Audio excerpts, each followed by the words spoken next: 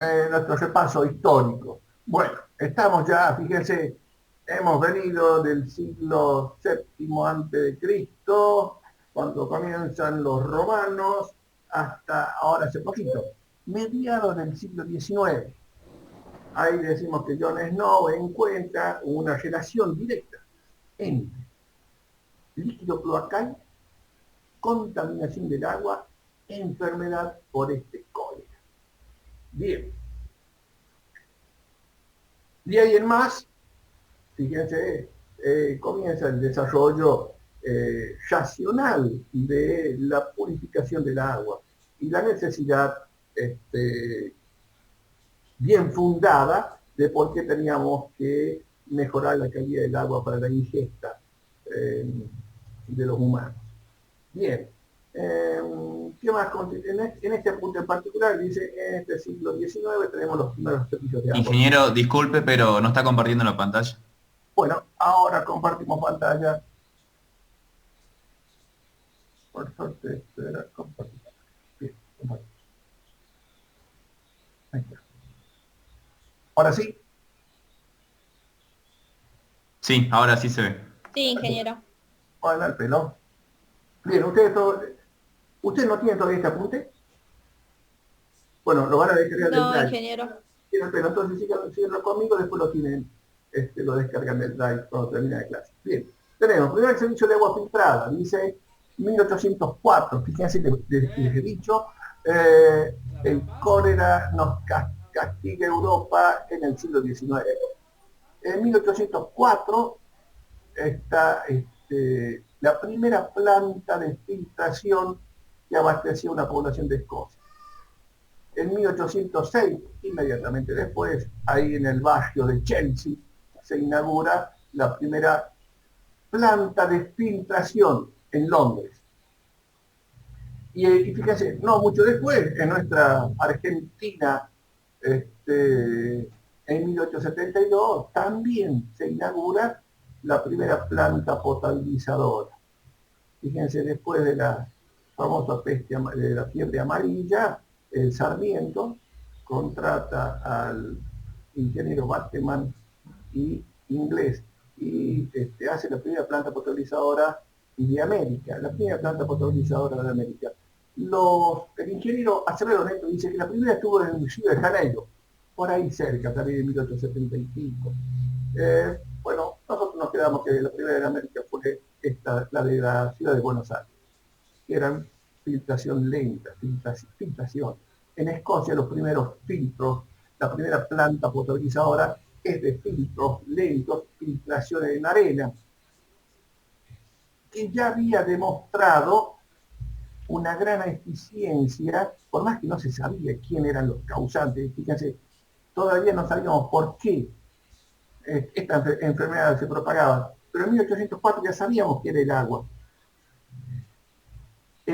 Por ejemplo, en Alemania, en Hamburgo, eh, hubo una gran epidemia de cólera por esa fecha, 1800, creo que fue 1822.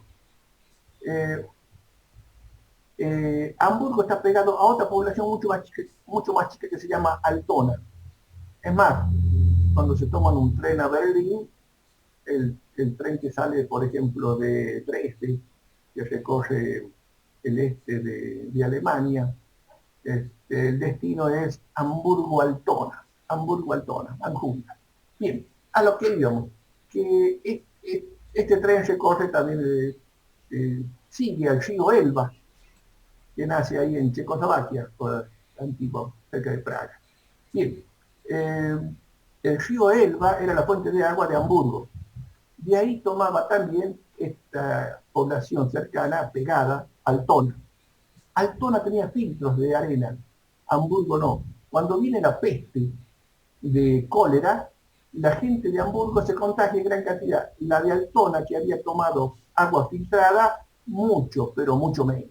Entonces, bueno, ahí ya teníamos una muy buena referencia también de que ya teníamos todas las ideas necesarias para saber que había algo que sacarle al agua, algo había que sacarle al agua para que no nos contagien esas enfermedades. Y que el agua era el vehículo por el cual la gente se enfermaba. A finales del siglo XIX comienzan en los procesos de potabilización de agua la desinfección con cloro. La desinfección con cloro fue el gran avance, el salto mayor que se hizo para asegurar, siempre decimos cuando aseguramos algo que es entre comillas, porque lo único seguro es que de esta vida nos vamos. Bien, asegurar, ¿qué decía? Aseguramos, acotamos la incertidumbre, hacemos que el agua sea segura, decimos que no va a producir riesgos significativos para la salud en toda una vida de consumo. Esas son las reglas para determinar el concepto, para determinar cuáles son los parámetros que vamos a elegir para decir que un agua es segura. Segura es que para una persona normal, eh, en toda una vida de consumo no va a tener un riesgo significativo. No dice que no va a tener 100%, va a abatir el 100% de los riesgos. Dice un riesgo significativo. Por eso, para algunos organismos sensibles que están incursando, que tienen sus defensas bajas, por ejemplo, los antiguos ahora ya no, enfermos de SIDA, eh, la gente, el agua usada para las diálisis no es segura el agua potable, el agua de red. Necesita una mejora inclusive. Bien.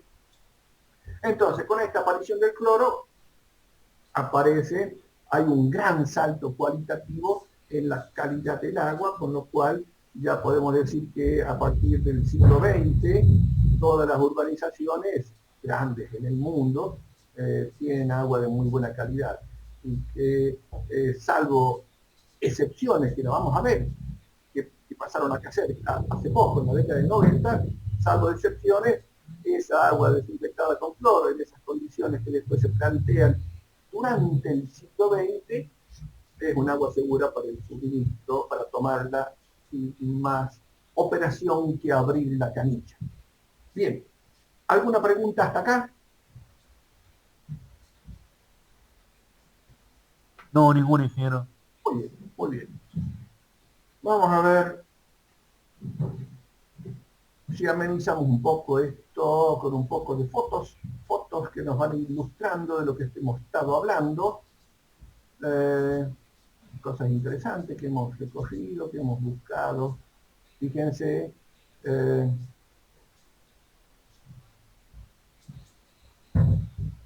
¿están viendo, ven la imagen?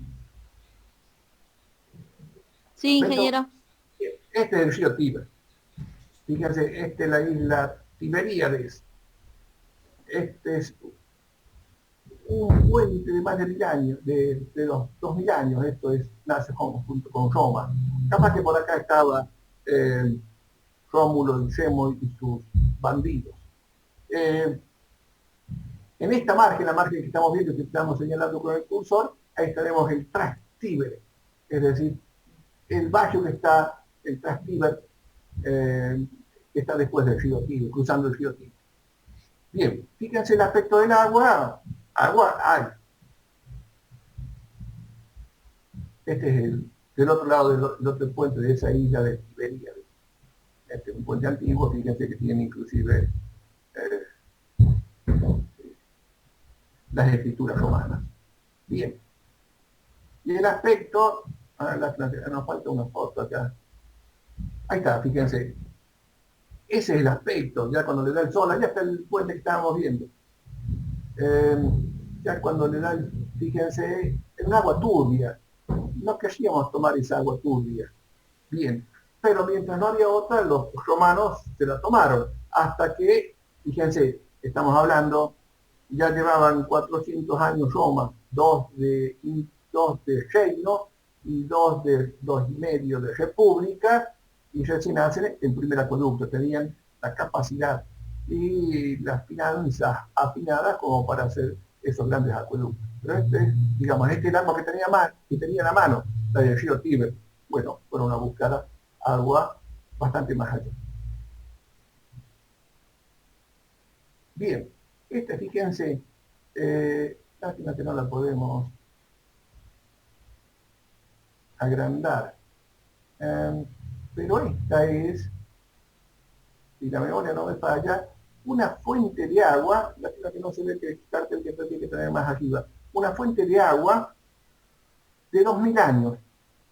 Esta fuente de agua, fíjense, una fuente para ir a tomar agua, para recoger agua, se sigue, era alimentada por uno de los acueductos de Roma, el Aquavir. Esta está cambiada de lugar. Bueno, esto es Milán, una fuente en Milán. Esto que ven acá al frente es la famosa Ópera de Milán. Bien, aquí estamos viendo que por toda Europa, de esto que estamos hablando, fíjense, esto sigue siendo Milán, hay fuentes de agua para que la gente tome agua. Estas, por supuesto que estas son, fíjense, estamos hablando de la modernización recién, estas son de la segunda mitad del siglo XIX. Bueno, esto es Bérgamo no, esto es en Bérgamo, es una cisterna de agua, un depósito de agua en la parte alta de la ciudad. Por acá tenía el cartel que nos indicaba la vía del agua. Bueno, una cisterna en la parte alta. Bérgamo es donde se desató la epidemia de coronavirus, después de ese partido famoso, aquí en Bérgamo. Fíjense, en general, las fuentes de agua estaban también distribuidas dentro de las ciudades amuralladas y afuera de las ciudades amuralladas para toda la población que vivía afuera de la ciudad. Y acá tenemos también en Bérgamo una fuente de agua. Estas son más bien medievales, de hace 800 años. Esta es la ciudad de Romeo y Julieta, en Verona. Esta es una antigua fuente romana. Es decir, no solamente los romanos hacían un sistema de acueductos para llegar a la urbanización, para llegar a la ciudad, sino que tenían también un sistema de distribución con conductos para estas fuentes públicas donde iba la gente a tomar esa agua de buena calidad. Esta es una de las fuentes más antiguas ahí en Verona. Bueno, y acá tenemos, como ustedes están viendo, Venecia, que está rodeada del agua de la laguna. ¿Cómo hacían su servicio de agua? Bien, Venecia, como era una ciudad comercial, Venecia es como una gran ciudad amurallada, pero su muralla es el mar, entonces la laguna. Entonces, tiene las características de una ciudad amurallada. Calles estrechas, una gran densidad de población. Recurrentemente la ciudad de Venecia era atacada por distintas plagas.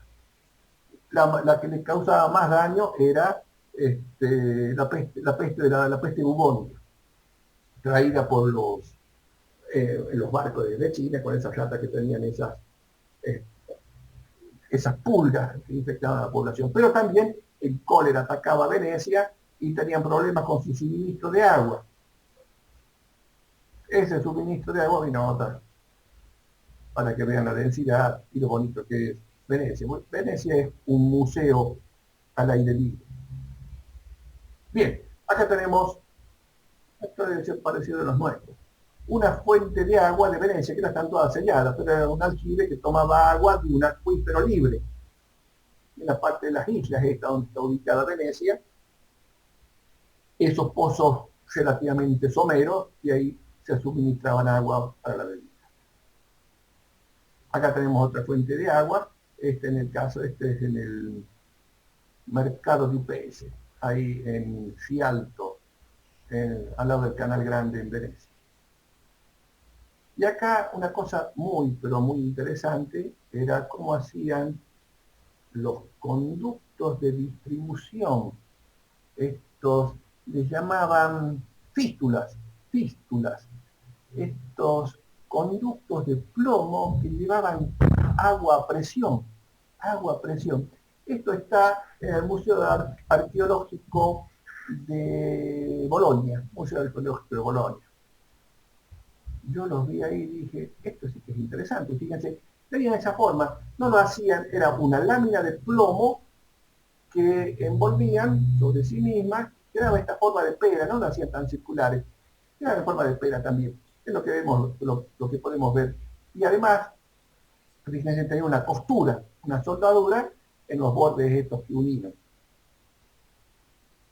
Fíjense cómo hacían el ensamble de esos caños de plomo, una cabeza, una porción de la sección, una punta del conducto que se ensanchaba, donde se metía el conducto que le continuaba y se sellaba con plomo. Y se sellaba con plomo. Fíjense, esto es 2000 años antes de nuestro momento. En el siglo, esto está, en el siglo tenemos un gran desarrollo de conductos a presión en el siglo I después de Cristo. Una cosa muy interesante, las escrituras sobre los conductos estos de plomo han permitido a los arqueólogos en Roma, por ejemplo, donde hay por todos lados hay estos conductos, identificarlos y saber en qué momento se construyeron y quién los construyó. Fíjense, hemos usado cañerías de plomo en nuestros domicilios y nuestras acometidas a la República hasta hace 30 años atrás. Hoy usamos cañerías de plomo. Bien, un poquito más de lo mismo. Ya saben, si pasan por Bolonia, vayan al Museo Arqueológico, lo van a ver ahí. Bueno, ya demasiado extraño. Bien, ya que estábamos en Bolonia, una de sus puentes principales en la calle principal. Esto es Siena, digamos, uno recorre Italia, que es hermosa, y siempre hay obras de arte ahí a disposición de todos. Es una pequeña fuente de agua en Siena. Fíjense el detalle del chiquito sobre una tortuga en esa piedra negra. Una fuente de agua muy bonita. Bien. Ya que hemos llegado a esta ciudad romana conservada como si se la hubiesen terminado de construir ayer. Está un poco deteriorada por los años, pero fue conservada espectacularmente bien por las cenizas del volcán Vesubio, año 70 después de Cristo. Fíjense, esta recién en el siglo XIX, XVIII se la encuentra y se la comienza a destapar. Estaba completamente tapada de ceniza. Y como ese tapado de ceniza fue instantáneo, en pocas horas, todo se conservó como quedó en ese momento. Fíjense, esta fuente de agua, en esta calle de Pompeya, y fíjense sus construcciones que parecen que esto hubiese ocurrido yo. Fíjense estos cierres, estos sellos en esta fuente de piedra. Bueno, esta es una foto también, una calle ahí en Pompeya. Acá tenemos turistas a Rolete también. Fíjense, bueno, Pompeya era una ciudad que estaba muy cerca era puerto, Herculano y Pompeya, estaban ahí cerca del mar, en la bahía de Nápoles, Ahí en la bahía de Nápoles, en el medio está Pompeya. En la punta norte de la bahía está Nápoles y en la punta sur está Sorrento. Entonces, este descubrimiento, fíjense, esto es un bar ahí en Pompeya, donde acá adentro estaban las vasijas con los vinos, un expendio público. Este es el autor de la nota también en el mismo bar. Fíjense, en este domus de Pompeya, tenía una distribución, primero había un salón central donde tenían, nosotros le llamamos acá un calicanto, pero una fuente de agua. Acá llegaba en este tipo de casas, fíjense, no es una casa común, es una casa de gente muy rica, comerciante. Esta gente de buen poder adquisitivo podía contratar una conexión directa al curatore del agua Es decir, al administrador del servicio de agua le podía contratar un servicio directo, directamente a su casa, como nuestras conexiones domiciliarias. El hombre de esta casa no hacía falta, no tenía que ir a buscar el agua a la fuente pública en la calle, sino que tenía su propio servicio de agua domiciliario. Fíjense que hay otra fuente, esto sigue siendo Pompeya. Y acá está nuestro servicio domiciliario, fíjense, en esta cañería, la que acabamos de ver en el Museo Arqueológico de Bolonia, esta cañería modernísima para nosotros, no lo hemos hecho mucho mejor, 2000 años después, en que le daba agua, y así que es una unión, lo hemos soldado, una cañería de 50 milímetros de diámetro, como casi, fíjense, como la que usamos actualmente para nuestro servicio de agua domiciliaria. Usamos ahora 63 milímetros, pero estas eran de 50 milímetros. Fíjense, hasta bien dimensionado. O no hemos hecho nada mucho mejor después de 2000 años. Otra fuente de agua, de otro, un poco más bonita. Y acá tenemos, fíjense, acometidas a los domicilios. Están protegidas para que la gente no se lleve los caños de plomo. Estas cañerías son acometidas a los domicilios. Fíjense, esto va por las paredes, se mete dentro de los domicilios y hace un auténtico servicio domiciliario, casa por casa, como hemos visto. En esas casas, bueno, la gente que se lo podía permitir, que pagaba un poco más, o pagaba, los fuentes públicas, pagaba para tener servicio de agua dentro de su casa. Y estamos hablando hace 2000 años. Bueno, esta es una fuente en Roma, creo, por todos lados. Esta es una cosa muy interesante. Esto es Atenas. Estas son ruinas arqueológicas abajo, ahí en Placa, abajo el barrio de Placa, que está pegado abajo de la Acrópolis. Estas ruinas se descubren cuando se hace el Museo de la Acrópolis, en la década del 90, Y acá tenemos, y estas son ruinas del siglo III antes de Cristo, pero que ya estaban en el siglo III antes de Cristo, ya estaban dominadas por los romanos. Pero también sabíamos que los griegos tenían su sistema de distribución de agua, pero acá lo que tenemos es un sistema de recolección de desagüe. Fíjense, aquí hay un pozo, puede ser un pozo como los nuestros pozos para los desechos de los baños, pero acá parece que ese pozo estaba hecho para recolectar agua de lluvia. Fíjense, aquí tenemos otro igual en esta. Otro pozo igual. Bueno, acá estamos viendo un poquito de ese museo del año, hecho en la década del 90, tan bonito que es el Museo de la Acrópolis. Fíjense estos conductos de cerámica, que probablemente conductos de cerámica que llevaban el agua de lluvia a ese pozo para conservarla, para utilización. Bien, acá tenemos en esta foto que también estamos viendo los acueductos que alimentaban de agua a la ciudad de Lyon en Francia. Lyon fue la capital de la Galia romana. Entonces, donde llegaban los romanos, querían agua de muy buena calidad. Acá tenemos dos grandes ríos, el Seoane y el Ródano. Pero bien, el agua de buena calidad estaba en las serranías cercanas un montón de kilómetros, pero hicieron 4 para Lyon. Y estas fotos era una puesta en el Museo Galo-Romano de Lyon. Fíjense, unas fotos de las ruinas de estos acueductos romanos en Lyon, el célebre acueducto con sus columnas, sus arcos. Y fíjense acá, una de estas fuentes de ese acueducto de Lyon, tomada en invierno y en verano. Fíjense que la disminución del caudal apenas se nota. Y bien, una zona, bueno, iban a buscar un agua de buena calidad,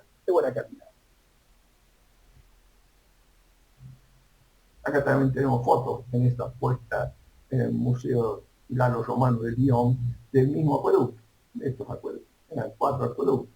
Fíjense, un túnel dentro de la roca. todo eso. Ah, acá tenemos, esto es un país que esta chica ya lo hemos visto. Este es el castillo de los duques de Bretaña en Nantes. Fíjense qué hermoso castillo, medieval.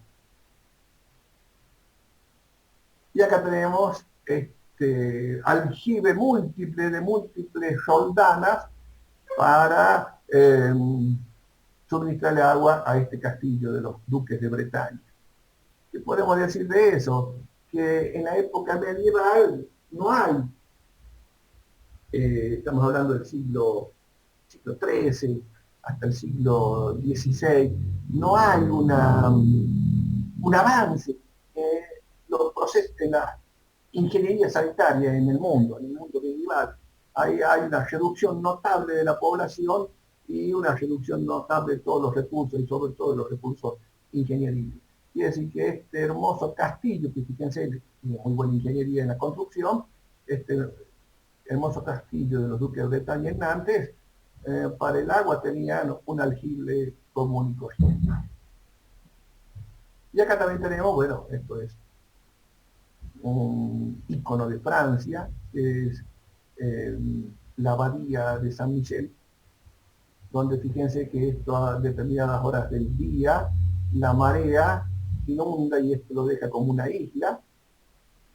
¿De dónde sacaban agua para suministrar? Si acá no tenemos ni pozos de agua. Qué interesante, dice, como uno dice, con esto, primero de esa construcción hermosa. Y dice, ¿de dónde hacían para tomar agua? Bueno, ahí tenemos otra vista de esta cosa tan hermosa que es el monte San Michele, la bahía que está ahí arriba. Entonces, pero encontramos dentro de la bahía de San Michel semejante canilla. ¿Y esto de dónde traían agua?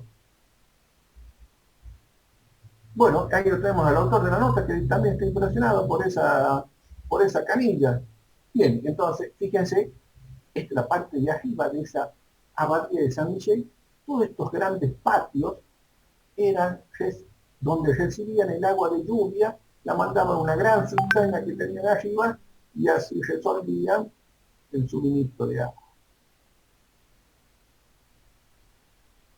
Fíjense entonces, tenemos agua salada a la vuelta, estamos a 1 kilómetro de la orilla. Eventualmente, fíjense, esto después de una bahía también de una ciudad amurallada, la atacaban en general los ingleses, pero dice que nunca fue vencida, por eso es símbolo de Francia. Entonces, se suministraban del agua de lluvia que podían acumular dentro de una gran cisterna que está en la parte superior. Esto, lo que vimos, ese patio con césped, con pasto, está acá en la parte superior. Y ya que estábamos en Normandía, eso es más Bretaña que Normandía, no podemos más que pasar por la ciudad de Bayonne y vemos en los barcos que en el año 1066 los normandos fueron y conquistaron Inglaterra con Guillermo el Conquistador. Y fíjense que todos los normandos todavía en este hermoso tanque de agua, de suministro de agua potable, le hacen acordar a los ingleses que pasan en el año 1066, ellos fueron a Inglaterra y los sometieron. Bien, hermosos, en la campiña normanda, estos tanques de agua. Y por último, fíjense, el acueducto de Segovia. Uno de los acueductos, Segovia, en España, uno de los acueductos más grandes y más hermosos que todavía se conserva. Ahí está. ¿Alguna pregunta hasta acá? ¿Ninguna pregunta? No, ingeniero, por ahora ninguna. Bueno, vamos a hacer entonces, hoy es temprano, nos quedan 7 minutos. Bueno, alguien que me avise, dentro de 7 minutos nos conectamos de vuelta, porque recién llevamos 1 hora y cuarto, ¿no? Esto apenas comienza, tenemos hasta las 8. Bien, hemos estado hablando del suministro de agua. Ahora, ¿qué pasa con los desagües cloacales? Fíjense, todo ese desarrollo que hemos visto ahora era eh, de suministro de agua potable. ¿Cómo hacían los romanos con sus desagües cloacales? Fíjense qué interesante. Acá tenemos una foto de lo que hacían. Esta es una foto tomada de un libro que se llama Roma un día hace 2000 años, hecha por el ex fiscal Germán Montes, argentino. Fíjense, vamos a acercar un poco la foto. ¿Qué creen que es esto? Un baño público. Exactamente, y por eso se llamaba ómnibus. Es decir, todo lo que se usaba en forma colectiva eran ómnibus. Este es un ómnibus. Letrinas, inclusive en ese latín, se nombraban así, letrinas públicas. Entonces la gente iba ahí a partir, bueno, se podía platicar. No existía el pudor que existe ahora o que existe hace mucho tiempo, es decir, esto es una práctica reservada, solitaria, en este caso estas prácticas, la defecación, que hacía en estos lugares públicos donde uno podía inclusive charlar con su vecino. No había distinción de sexo, entonces, pero fíjense, era una forma de saneamiento, porque si no, la otra posibilidad era que la gente lo hacía directamente en la calle. Eso convirtió en Roma en un lugar no solamente los humanos, sino también había animales dando vueltas. Tuvieron los romanos un serio problema con el saneamiento. Estos baños públicos no alcanzaban, aunque estaban distribuidos en las ciudades romanas. Esto no es particularmente en Roma. Estaban distribuidos en las ciudades romanas, pero había mucha gente que lo hacía en la calle, defecaba en la calle. Inclusive mucha gente, bueno, en lugares solitarios elegía algunos más pudorosos o que les quedaba más a mano o estaban más apurados, un lugar donde la gente iba a defecar eran los cementerios. Y algo que no le gustaba a los romanos, que sabían que todos terminaban en el cementerio, es que vengan sus vecinos a hacerle encima. Entonces, sobre sus tumbas escribían maldiciones. Por ejemplo, maldito el que cacare sobre mi tumba. Cosas sencillas, pero estaban escritas ahí. Ahora sabemos que cacare no deja de ser una palabra latina. Bien, y ahora decimos, y fíjense, este recipiente era un urinario público. Urinario público. Uno puede todavía recorrer en la Europa moderna lugares donde se puede hacer pis, principalmente los hombres, de parado, ahí donde y al lado puede haber un restaurante. Hay un pudor distinto en algunas ciudades de Europa. Bien, pero en esta ciudad de Roma había distribuido estas grandes vasijas para que cualquier transeúnte vaya y orine ahí. ¿Y esto por qué era? Porque esa orina se utilizaba para lavar la ropa. Estamos hablando en Roma, el jabón recién lo fabrican los árabes en el siglo VII, así que no había jabón. Está bien, habían grandes baños públicos donde la gente se iba a bañar. Una de las grandes obras, ahora podemos decir populistas, eran los baños públicos. A la gente así la consentía haciendo estos grandes baños públicos donde la gente a la tarde, todos los romanos, iban y se bañaban. Tenían un sentido de la limpieza, por lo menos de su cuerpo, de bañarse. Pero como no había jabón, ¿cómo hacían para lavar la ropa? Bueno, había empresas que se dedicaban a lavar la ropa.